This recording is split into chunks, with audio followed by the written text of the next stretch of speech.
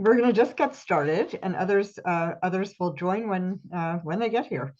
I'm for those of you I haven't met before, I'm Barbara Fain. I'm the executive director of the Betsy Lehman Center.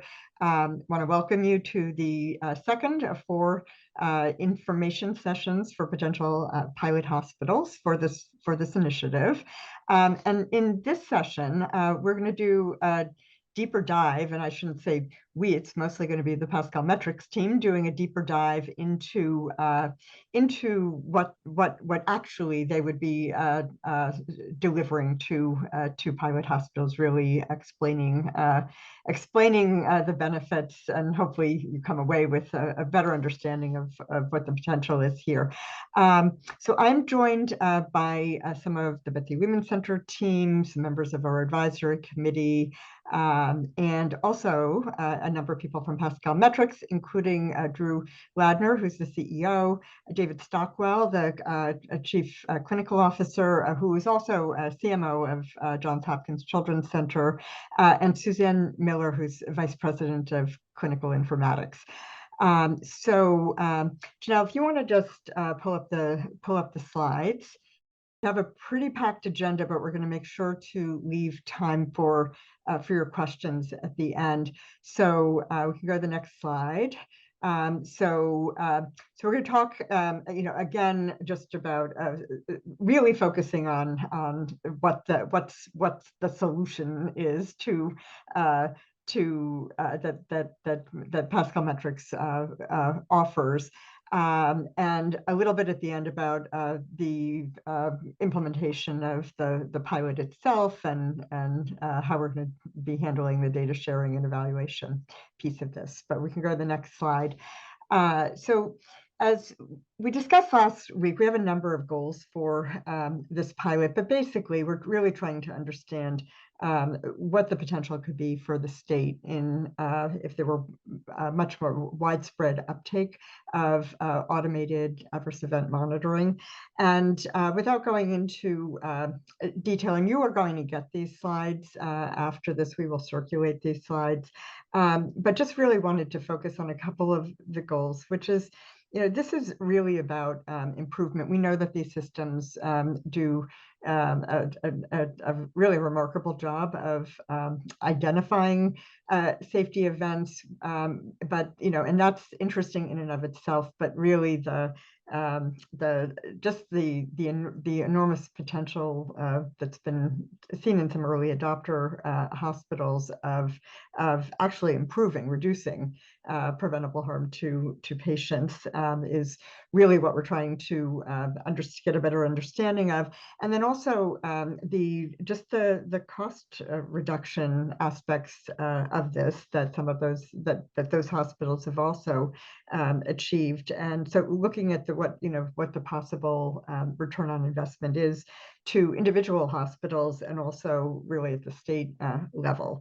So without further ado, I'm going to turn this over to David Stockwell, who's going to really, he and Susanne are really going to be leading us through most of this today.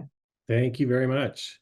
So our main goal is to help you find these patient safety events that are currently being undetected, so that you all can understand them and deliver better care. Literally, that is the reason that we are in business, and it just brings great joy to all of us to help to work with hospitals to deliver on that. I'm not going to talk a lot about some of these early slides. They're there for you to review as you get the slide sets.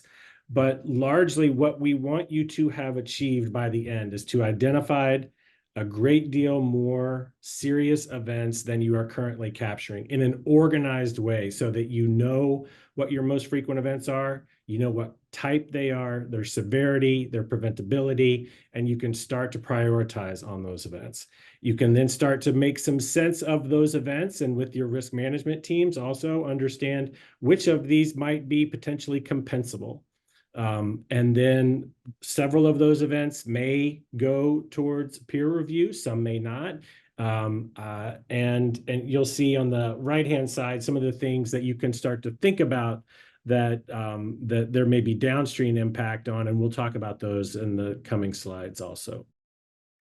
So why are we doing this? Again, voluntary event reporting is needed. We would never say otherwise. Every hospital needs voluntary event reporting so that your team can alert your safety groups when something happens that needs to be that needs attention.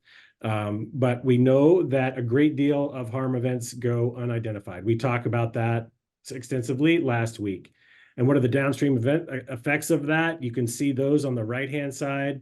There's several negative impacts upon that, the lack of identification. And for those of us that still work at the bedside, we want to deliver the best care possible. That's what drives us, is to help you all help deliver the best care possible so that we can be proud of what we do and take good care of the people in our communities. And so what happens, again, what happens when these events are undetected? There are several negative impacts. And again, we talked about this briefly last time. We leave it in here for you all to be able to share with your team so that you can think about all aspects of an engagement while you are considering that. And again, importantly for us is that we know through some research work that was done a number of years ago here in the Mid-Atlantic that there are groups that are under-identified with voluntary event reporting. In this publication that's highlighted on the left, Black patients had less voluntary event reports than white patients when you compared them to who was admitted to a hospital in this system. And then on the right-hand side, what you see is that in a study that I was fortunate enough to participate in, we identified more events in Latino children compared to other ethnicities in our pediatric cohort of 16 hospitals. So there's less reporting than there should be, and there's more events in some disadvantaged groups as well. And so that, for us, again, is another call to action for better identification of events. And so how you can see that we're not just talking about this, we're trying to respond to a lot of things that are going on around us. There's a lot of publications looking in the top left. And as we go around the dial from there, there is government work, CMS, probably most specifically around better identification of events. Some of you may know about those. Several of the influencers, many of them from your area, are talking about better identification of events. Payers and insurers certainly would like to know, more about their safety events. And then there are many entities that are looking to increase the transparency of some of our safety events as well. So it's time. So I'm gonna quickly go through what it is that we do. And the reason that we do this again is because it's been our experience that we will do our best to explain what it is that we do, but it may take a couple times. So the basics of what we do is we have an electronic health record. We connect to the electronic health record of any individual system. We're vendor agnostic. Any vendor is okay. We stream that information over into our PSO protected cloud. We have a team of safety experts, largely made up of nurses and there are some physicians as well, that dive into the medical record and look for these, specifically go and look for patient safety events. And then at the top layer that you see here, we want to periodically review the events that have accumulated to try to make some sense. Like, what have you found? What is there? What is the blinking red light call to action for your safety event profile? And we want to help you walk through that as you go through an engagement. And so again, we take those streamed messages, the HL7 messages, those are the things that come from the EMR. They arrive in our PSO protected cloud. Our software looks for certain data elements that reside in there that give us a hint that there may be a patient safety event. Doesn't mean that there's one, but it means it's a good place to go look. Then our team goes and looks for those adverse event outcomes. They classify them in terms of the type of event, the severity of that event, again, using NCC MERP, if you're familiar with that, most are, and then also assign a preventability. And then for those events that are high severity and preventable, we will engage with your patient safety liaison who is a hospital employee to help them see, these are the events, there's a lot of events that are identified, but these are the ones that we think that you'd want to know about today. And that volume has not been overwhelming to date in terms of those that we tap you on the shoulder on a regular basis and say, hey, this one's here, we want you to pay attention to it. So what does all that lead to? Well, you have a better understanding of those jaw-dropping events, the ones that stop meetings and require some immediate action. It'll help you understand your trends of your patient safety events, and that leads to better pattern identification within those trends and amongst those trends. We also don't want to stop there. We want you to know about the reasons that these events have been judged to be preventable. So we group those reasons, those common causes, we call them, in a way that you can make sense of them. And you'll see some screenshots of that here in a little bit. But you can imagine that if you've got severe hypoglycemia, then we're going to show you a list of the common causes for those events to have been judged to be preventable. And the reason we like to do that is so that your team, your patient safety team, your quality improvement team, however you organize it, could look at it and think, okay, well, we don't have to start from ground zero and start doing fishbones, Ishikawas, and everything that we need to get a quality improvement project started. We can actually start to chip away at some of these things now and see if we can't make a difference immediately. And then obviously you'll see your vulnerabilities and variation daily and over time. So this is our representation of the process flow. Top left, hospital streams data into our patient safety PSO protected cloud. Bottom left, triggers fire, and then we move over to the bottom right. Our team looks, why did that trigger fire? Is it associated with patient safety event? If it is, what kind? What severity, and what's its preventability? Depending on those answers, we will either document an event and let it reside there so that your team can just aggregate those. And for those high severity and preventable events, we're going to tap you on the shoulder and say, these are the ones that we think that you would want to know about today. And that's where that patient safety liaison comes in. And again, hopefully, like the name suggests, the patient safety liaison sends them out to the respective people at your organization that you would like exposed to whatever that event is, whatever is appropriate.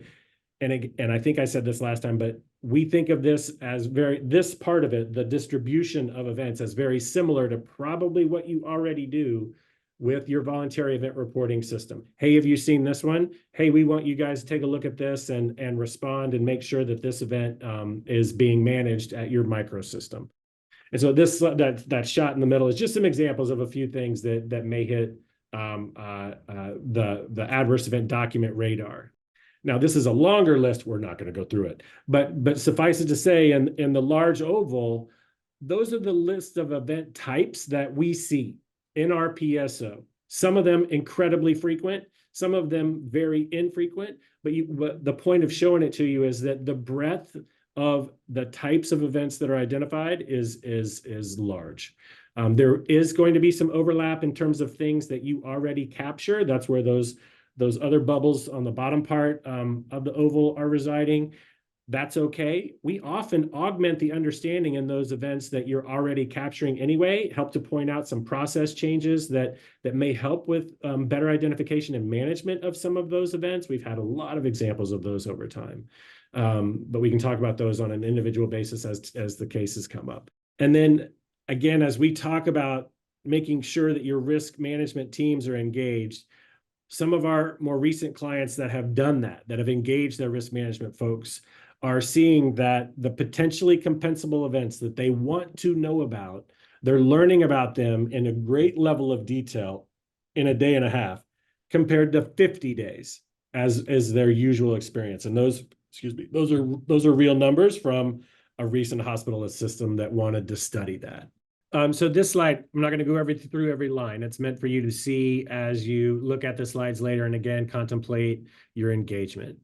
I think the highlights here are the groups of swim lanes that you see you can see that there are regular meetings with hospitals, with us and your hospital, to make sure that everything's moving as needed to be. There's obviously a legal stage and contract signing. Informatics and IT, Suzanne's going to talk about that in just a little bit, actually the next slide.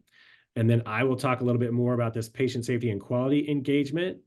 And then risk management you see below there. And obviously the finance side is that's you reaping the benefits of your engagement, as I talked about a little bit earlier on. I think the key stages that Suzanne will talk about in more detail, but people often want to know, well, how long from starting the work to the electrons flowing and populating in your system and us doing the work? A lot of that is going to depend upon your IT department. But we have done it in as short as about 3 months, but that's on a really good clip. We'd say the average is around 6 months, and it can take longer depending on the scheduling and the difficulties that sometimes arise with just how busy various hospitals' IT departments may be. So she'll talk a little bit more about that now. So basically, we're just going to use this little chevrons to talk about the various phases on our implementation project. Okay, so organize and plan. So when we first launched the project, we tend to start with the IT integration and maybe not have a big kickoff where we have all the departments, because what we find is if we get all the clinicians all excited and then the IT project kind of goes on for a period of time, they kind of get a little anxious. So we like to get the IT work started and then start engaging the clinical team. But part of our organize and plan is just getting all the resources lined up, identifying what interface data was going to be coming to the system, making sure we have the right people from your IT organization engaged with us. And then from those resources, I don't know if there are any IT people on the call, but we will work with various people from the different systems. So your registration analyst or expert, the person from the lab, your pharmacy group, and get the data we need to configure the interfaces. So generally we'll need like a dictionary file so we know, your code for 1, 2, 3, 4 stands for potassium and XYZ stands for Demerol, that kind of stuff. And then we'll get some samples of what the data is going to look like so that we can, look at it and make sure that everything's good. And, any questions we might have, we can get those resolved. And generally what organizations will do is clone an existing outbound interface they have that's going somewhere else and just point a copy of that to our engine. So it shouldn't be a lot of work on their side to build a brand new interface. It's basically just copying something that's already out there. Then we'll also establish connectivity between our 2 data centers through what we call secure VPN for getting that data from your data center to our data center.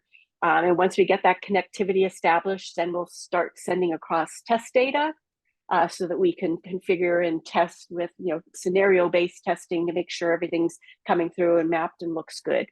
At this point, we will also work with your security team or IT organization to start establishing remote access for our expert review nurses.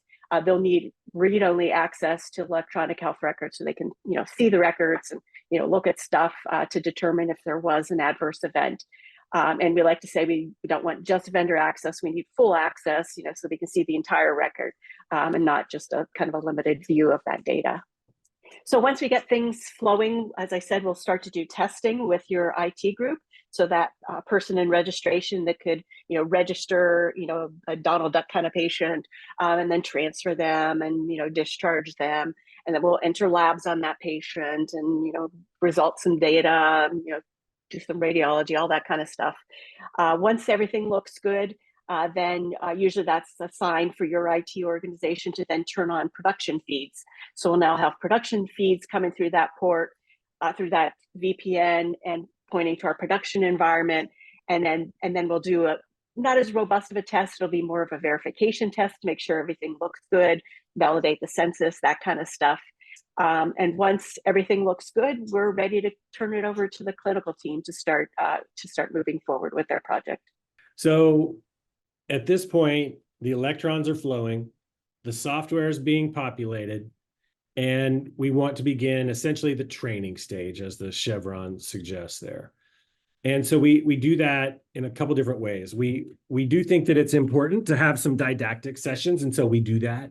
And again, this is not, I think we mentioned this last time, this is not someone that everyone in your organization is going to have access to. The way that we like to describe it is thinking about your voluntary event reporting system.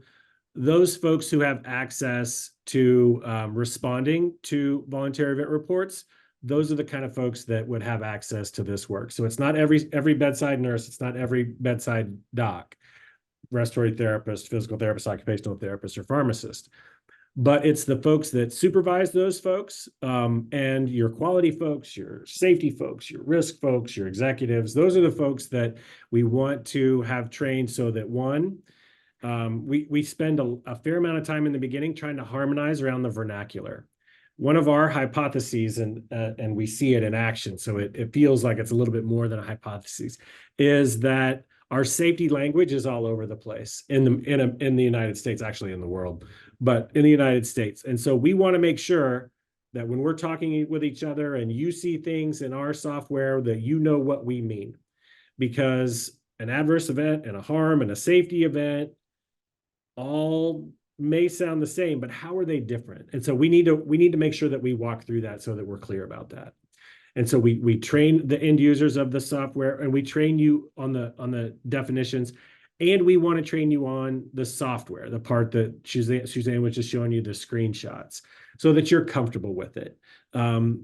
We love the compliments that we get on our software. We hope that you will agree with that once you have an engagement. We always want to have feedback about things that have gotten better, but we really do get a lot of good feedback about its usability and the ability to navigate around the system, that it's fairly intuitive. But we do want to train you on it so that you know where to do the important things that you need to do.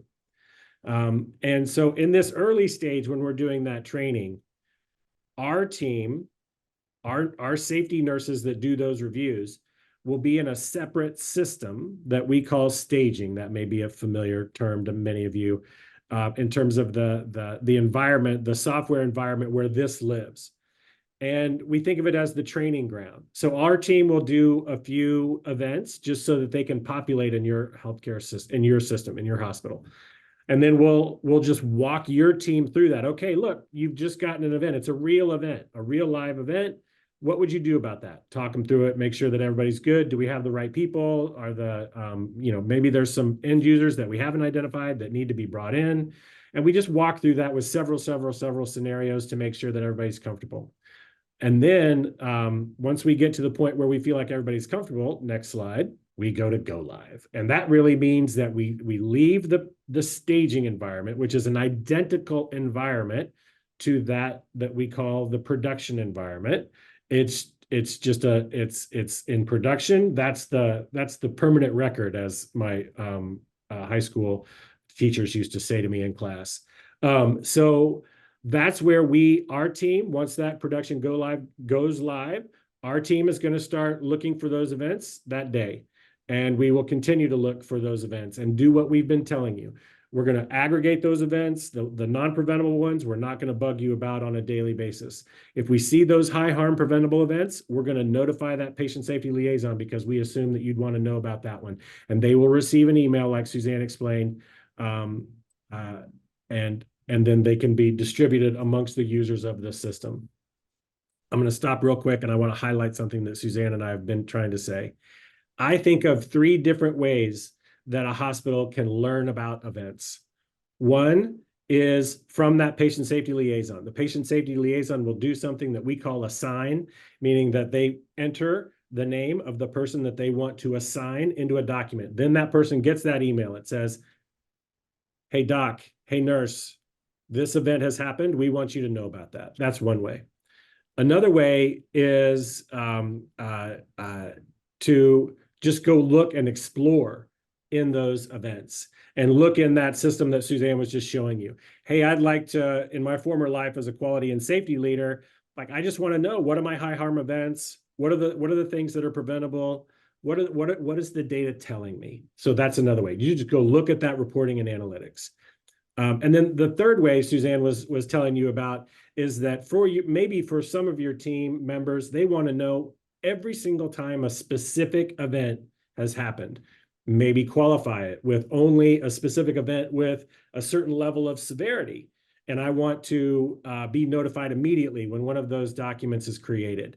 Well, that can, even without the patient safety liaison, that can create a notification to you to say, this event that has met the criteria that you have laid out is in your system. So those are really the three ways that, that you will learn about those events. It's just an important part of our engagement. So I thought I'd go back over it again.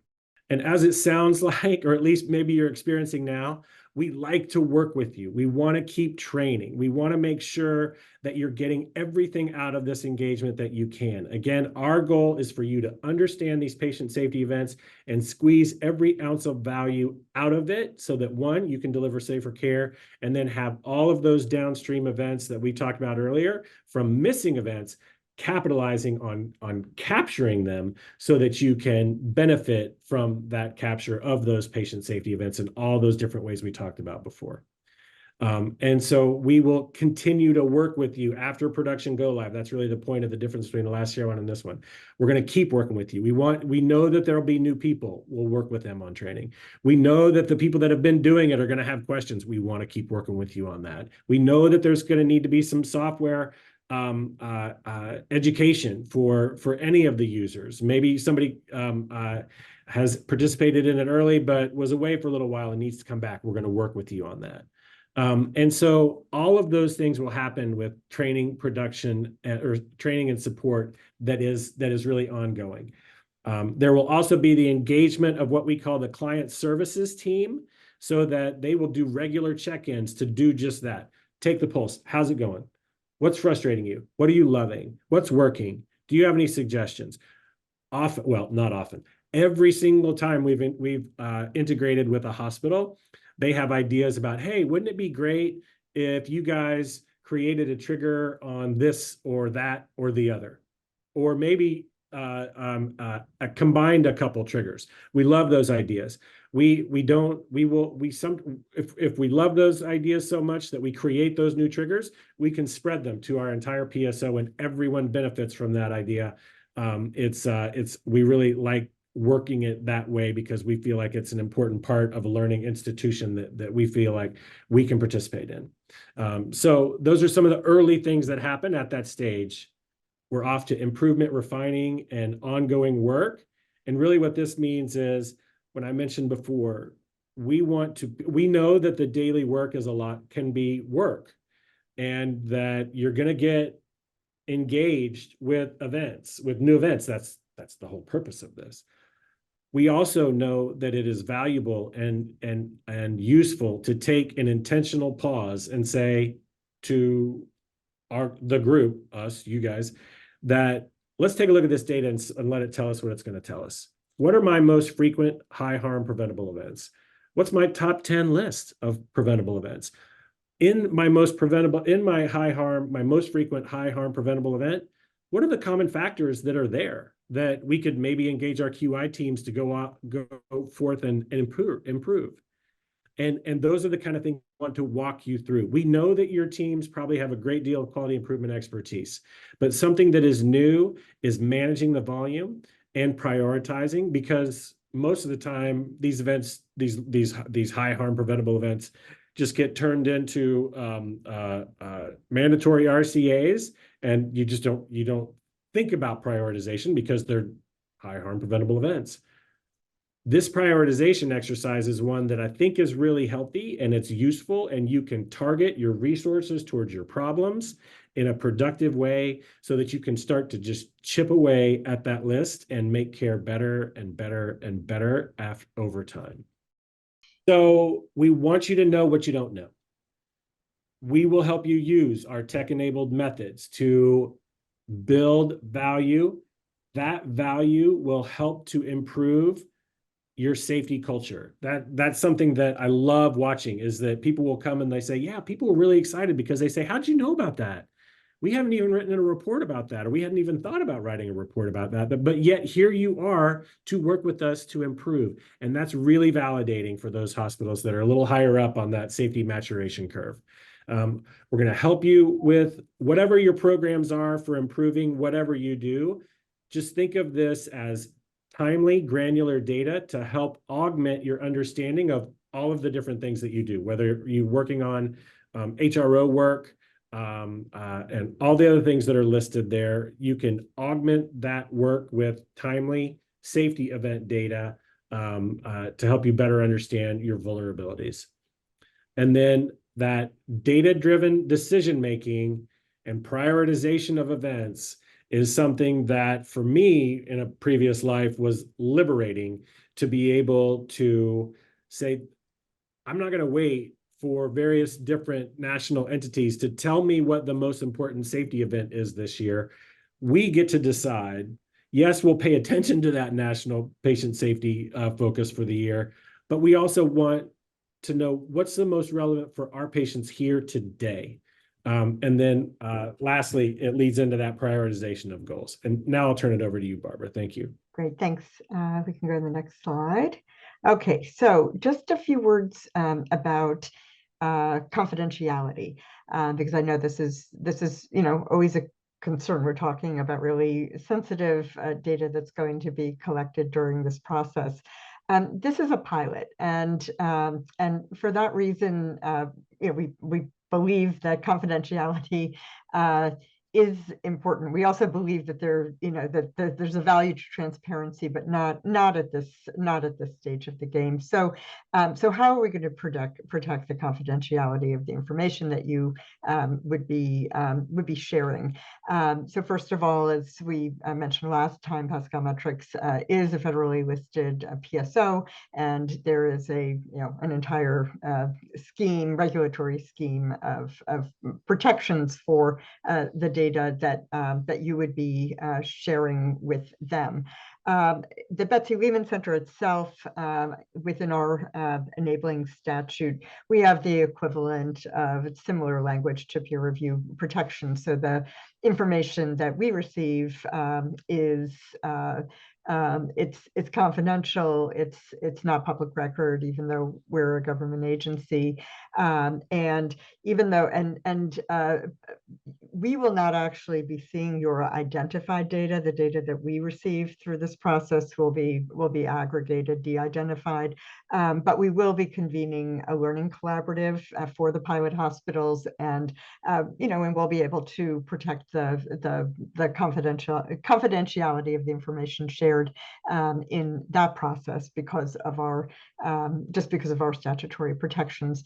So all of this is going to be embedded in a kind of a triangle of contracts for that you would be entering into if you are a pilot hospital. So there will be a memorandum of understanding between your hospital and the Betsy Lehman Center. There'll also be business associated agreements between your hospital and Pascal Metrics, and then the Betsy Lehman Center and Pascal have its own contracts.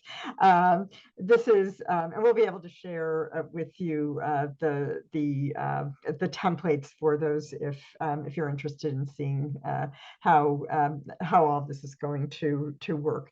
And this is all relevant to, this is a pilot, and so therefore we're trying to learn something from it. So there will be an independent evaluation with really like the best of the best independent researchers. We have a team that is lined up. And we'll be looking at a variety of, be trying to answer a variety of questions through this evaluation. Part of it is just the ease of implementation. How did that technical implementation go? How hard was it for how much of a burden was it for the pilot hospitals to get this up and running?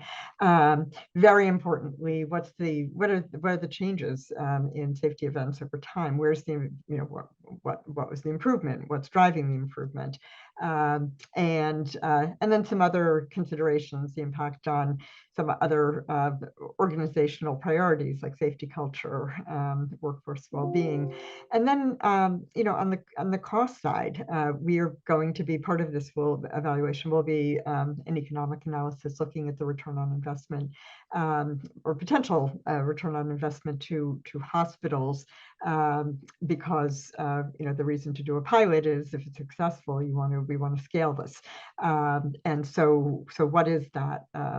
What can we say about the benefits from on the cost side to hospitals, and then also from the state perspective, the impact on state healthcare spending.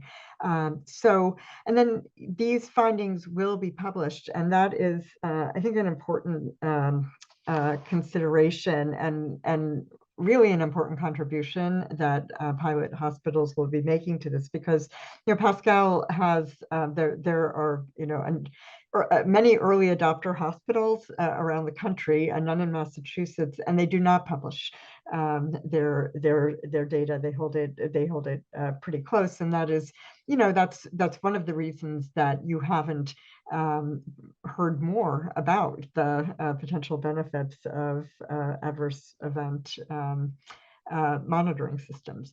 So we will be publishing, but again, your individual hospital, no one would be able to identify. We'll be doing it in a way that your own data will not be identifiable to others. So if you have, I'm going to now open this up to questions.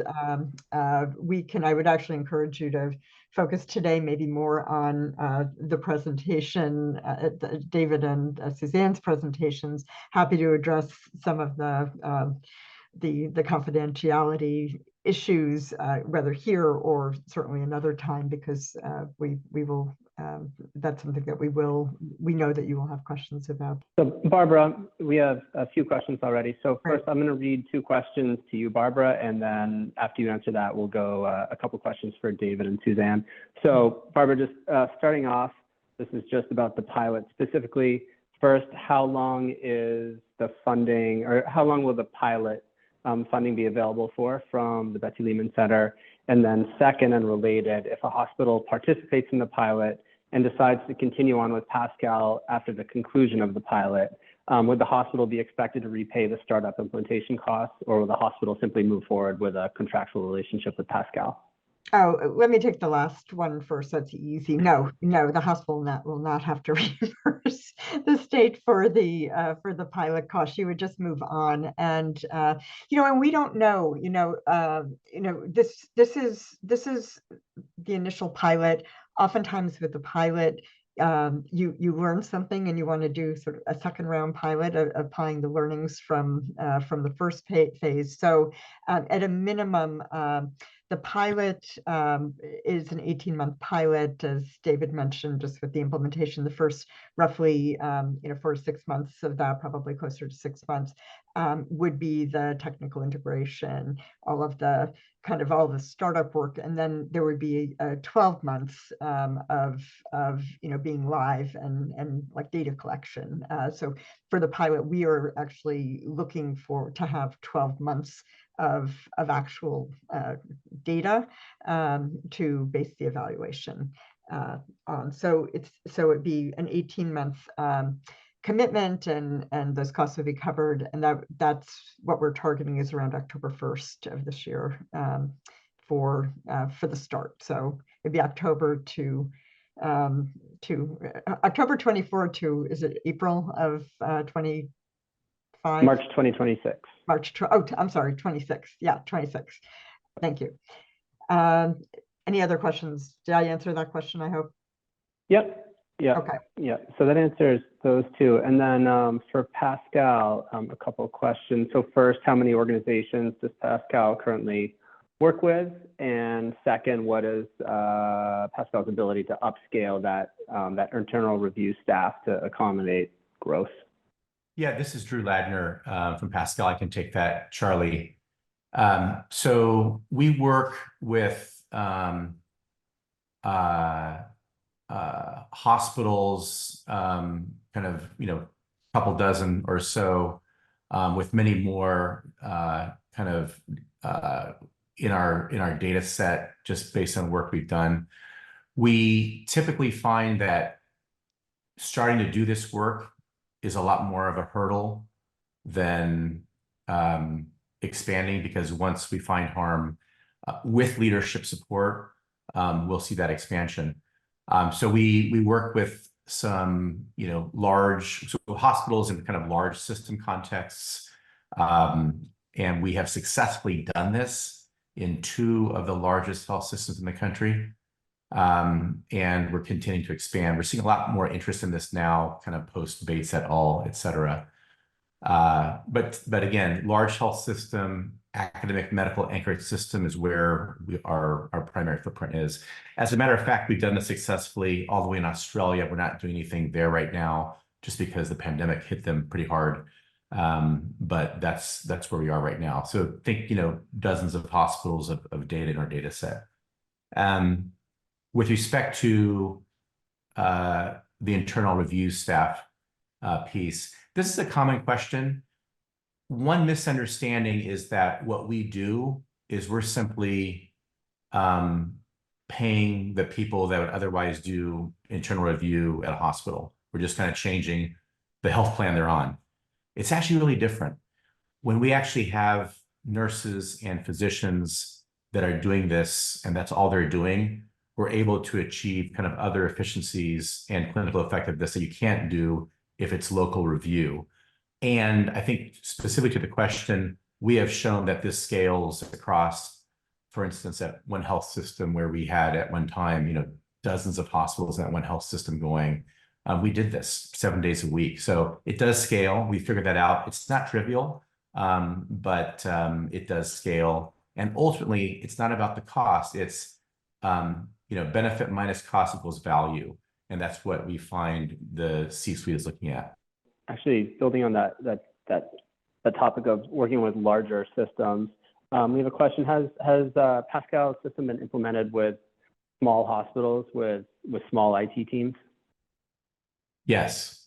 One of the big misperceptions is that this is only for large hospitals. And I think when some of this work began to get a little bit more airtime publicly, I think there was even in the elite health IT research community, this only works for large hospitals.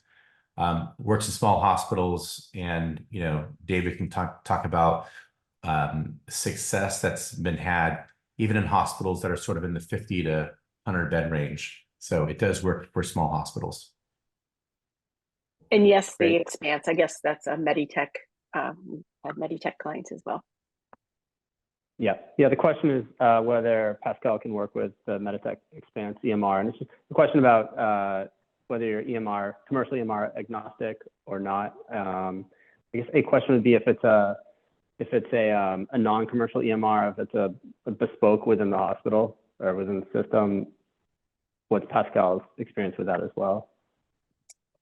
Really, as long as they could generate the data we need, it really doesn't matter. We are electronic health record agnostic. We have worked with a variety of different EHRs. So as long as we can get HL7 data, or in lieu of that, extracts if that's needed, it works pretty well. And so Laura, you have your hand raised. Please go ahead. I do. Thank you so much. Very interesting work. So my question relates to our system, which is a smaller independent community hospital system. Do you also look at what's going on in the ambulatory care world? Because we also have primary and specialty practices within our organization. And I would just like to hear how that might also apply in the ambulatory world, or if that does apply. So let me take this first, and David and Susanne can weigh in as they see fit. Based on the evidence, this methodology is applicable across the continuum: inpatient, outpatient, subacute. Because it's new, we've generally gravitated to, because there's been more appetite on the inpatient side, because that's where, there's a lot of data, but also I think there are leaders who are following the evidence and who have more resources to kind of apply in a larger kind of acute problem. So that's where we really started. The health systems with which we're working now are clearly interested in extending this to outpatient. We don't really talk to health systems without their saying, if we're going to do this, we'll do this across the continuum. So we wouldn't start in outpatient right now. That may change the next couple of years. So we prefer to start in inpatient and then extend to outpatient. But we have talked to a number of folks that are interested in moving in that area. And we'd love to partner with hospitals in Massachusetts who are interested in extending from inpatient to outpatient once we've kind of shown and demonstrated, what we've demonstrated elsewhere. Does that answer your question? It sure does. Thank you for that. I mean, I see clear applicability in the outpatient world. And so at some point, I mean, that would be really exciting because I think we miss a lot of potential harm events in the ambulatory setting as well. And I can just add to that, from a state policy perspective, we're very interested in extending this beyond hospitals. We're starting with hospitals because that's where it's really fully ready. It's been, it's been tested, but there's an opportunity here, with people and institutions that are willing to partner in the development of this to take it beyond. There's another question in the chat, Drew, just whether Pascal could share examples of the triggers or I guess potentially adverse events that are picked up in outpatient settings. So, I mean, Susanne or David can respond maybe with a bit more color, but the outpatient from an operational perspective, it's a little bit different in that the adverse events we're going to be targeting are going to be specific, narrow, et cetera. But there's literature around misdiagnoses in outpatient, in the oncology setting and else that are worthy of starting with. But David and Susanne, what else would you like to add on that front? Yeah, just want to make clear, this is not part of what we're talking about with this pilot, so that everybody's clear about that. But yeah, Drew gives good examples. Also, there are radiology misreads, certainly on the outpatient side, lack of follow-up of labs, lack of renewal of medications, those sort of things. One thing we do have is looking at procedures. So patients who have an operative procedure, which could be both ambulatory and inpatient, we have expanded that kind of surveillance to, looking at those patients when they get readmitted, if they get readmitted. And just one more quick point on this. If one were to say, hey, let's target, one of these issues, mislab, misdiagnoses, the fixed costs for doing that, the economics are really unfavorable because it takes a lot of organizational energy to do one thing. And so it's important to think about this work as really putting in place a platform, not just from a software sense, but really a capability that when there are additional issues to address, the incremental cost to do so is quite minimal, given that there is a broad net already being cast. So important to think about that as some of these examples come up. Great. Well, just before we sign off, Barbara, just one quick note. We zoomed through that deck, and David had a slide at one point where there were 100. I think it was about 100 sample types of adverse events that the system can pick up. If you go to our website, I just put the link in the chat. The hospital prospectus is available on the pilot website, and we included in an appendix of that document that complete list.